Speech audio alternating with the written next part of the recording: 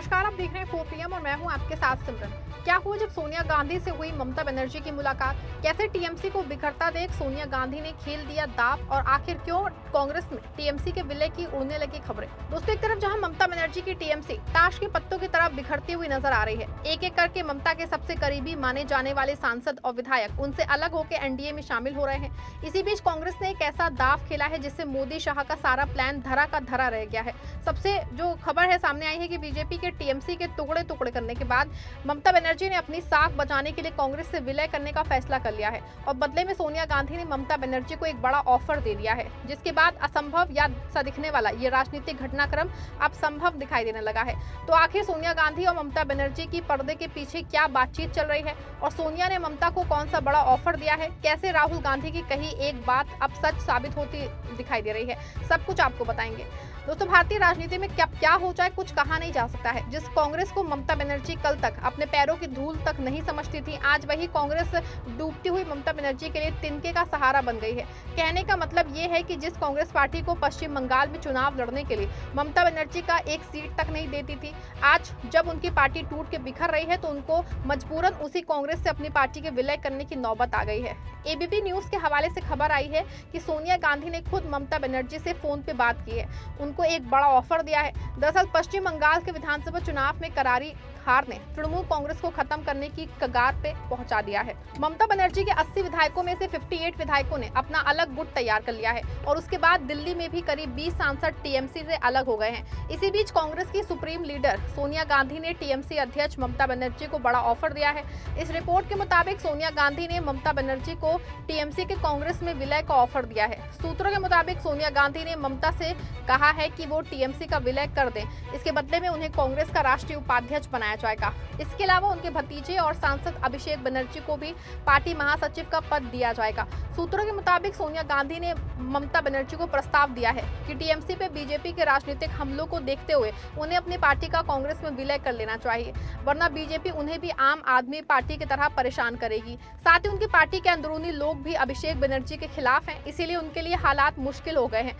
सूत्रों का कहना है कि सोनिया गांधी ने खुद उन्हें फोन किया था। सूत्रों ने एबीपी न्यूज को यह भी बताया कि ममता बनर्जी ने इस पे फैसला करने के लिए कुछ दिन का समय मांगा है। वहीं इसी बीच एबीपी न्यूज की दूसरी रिपोर्ट सामने आई है, जिसके मुताबिक टीएमसी के कांग्रेस में विलय पे बात आगे बढ़ गई है।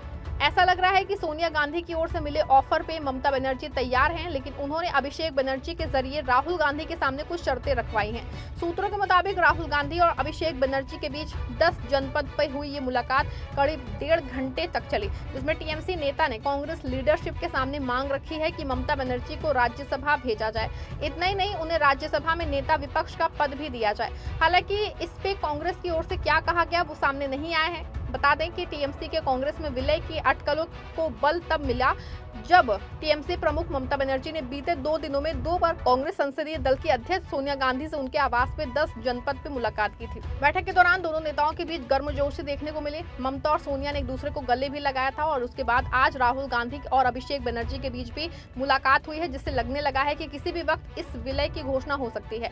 अब देखिए, ये पहली बार नहीं होगा जब टीएमसी और कांग्रेस एक साथ दिखाई देंगे। इतिहास में पीछे जाए तो टीएमसी के संस्थापक ममता बनर्जी ने अपने राजनीतिक जीवन की शुरुआत 1970 के दशक में कांग्रेस पार्टी से ही की थी।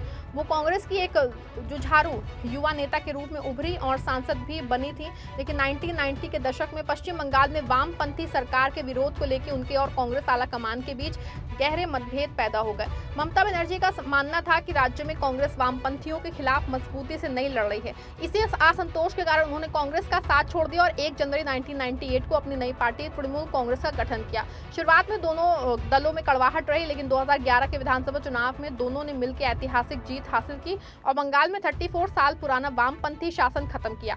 इसके बाद टीएमसी बंगाल की मुख्य सत्ताधारी पार्टी बन गई, जबकि कांग्रेस वहां कमजोर होती चली गई, जिससे दोनों पार्टियों के बीच में दूरियां बढ़ गई। लेकिन 2024 लोकसभा चुनावों से पहले भाजपा के खिलाफ जब विपक्षी इंडिया गठबंधन का गठन हुआ तो टीएमसी इसका हिस्सा तो नहीं, लेकिन ममता ने हमेशा कांग्रेस को बिल्कुल भाव नहीं दिया, उल्टा कांग्रेस को ही कमजोर करती रही। ना तो बंगाल में लड़ने के लिए सीट दी, ना तो वोट चोरी के मुद्दे पे कांग्रेस का साथ दिया। लेकिन पिछले मई के महीने में बंगाल चुनाव हारते ही उन्हें अकल आई कि अगर भाजपा से मुकाबला करना है तो इंडिया गठबंधन में एक्टिव होना पड़ेगा। इसके बाद उन्होंने राहुल गांधी और कांग्रेस को इज्जत देनी शुरू कर दी। इसी बीच भाजपा ने ममता की पूरी पार्टी ही तहस नहस कर दी। एक एक उनके करके करीबी नेता, सांसद और विधायकों को बीजेपी ने डरा धमकाकर उनको साइड कर दिया। इसके बाद अब ममता और अभिषेक के पास अब कांग्रेस से विलय करने के अलावा कोई और दूसरा विकल्प नहीं बचा है। अब देखिए, एक तरफ टीएमसी समेत देश के बड़े बड़े क्षेत्रीय दल धीरे धीरे करके समाप्त हो रहे हैं, वैसे वैसे राहुल गांधी की कही एक बात साबित जो है सच होती जा रही है। दरअसल आज से कुछ हफ्ते पहले राहुल गांधी हरियाणा की एक पद यात्रा में पहुंचे थे, जहां उन्होंने कहा था कि लिख के ले लो, कोई और पार्टी बीजेपी को हरा नहीं सकती है, सिर्फ कांग्रेस पार्टी ही बीजेपी को और नरेंद्र मोदी को हरा सकती है। कुछ भी हो जाए, विचारधारा की लड़ाई है और दो ही विचारधारा इस देश में लड़ती है, राजनीतिक दो ही विचारधारा है, एक आरएसएस की नफरत की, बंटवारे की, दूसरी कांग्रेस पार्टी की मोहब्बत की, एकता की विचारधारा। आप देख लेना, बाकी सारी की सारी पार्टियां इनके सामने नहीं खड़ी हो पाएंगी, एक नहीं हो पाएगी और अंत में सिर्फ कांग्रेस पार्टी खड़ी होगी और कांग्रेस पार्टी इनको हराएगी। आप याद रखो मैं क्या कह रहा हूं, नरेंद्र मोदी को, अमित शाह को कांग्रेस पार्टी हराएगी, बीजेपी को कांग्रेस पार्टी हराएगी। अब देखिए, जिस तरह देश की राजनीति में तेजी से बदलाव हो रहे हैं, उससे इतना जरूर साफ है कि भाजपा के खिलाफ लड़ाई अब सिर्फ राज्यों तक सीमित नहीं रह गई है। एक तरफ क्षेत्रीय दल लगातार कमजोर पड़ते दिखाई दे रहे हैं, दूसरी तरफ कांग्रेस खुद को विपक्ष की धुरी के तौर पे स्थापित करने की कोशिश में जुटी है। ऐसे में अगर ममता बनर्जी जैसे बड़े क्षेत्रीय दल कांग्रेस के साथ पूरी तरह खड़े होते हैं या फिर किसी बड़े समझौते पे पहुंचते हैं, तो इसका असर सिर्फ पश्चिम बंगाल तक सीमित नहीं रहेगा, बल्कि राष्ट्रीय राजनीति पे पड़ जाएगा। हालांकि अभी तक इन तमाम दावों और सूत्रों के हवाले पे किसी भी पक्ष की ओर से आधिकारिक मुहर नहीं लगी है, लेकिन सोनिया गांधी, ममता बनर्जी और अभिषेक बनर्जी की लगातार बैठकों ने राजनीतिक गलियारों में हलचल जो है वो तेज कर दी है। अब सबकी नजर इस बात पे टिकी है, आने वाले दिनों में इन मुलाकातों का नतीजा क्या निकलता है। क्या वाकई टीएमसी और कांग्रेस के रिश्ते एक नए दौर में प्रवेश करने जा रहे हैं, या फिर ये केवल सियासी अटकलें साबित होंगी? इसका जवाब बहुत जल्दी देश की जनता के सामने आने वाला है। इस पूरे मामले को लेकर क्या सोचते हैं, कमेंट में राय दीजिएगा, वीडियो को लाइक और शेयर करिएगा।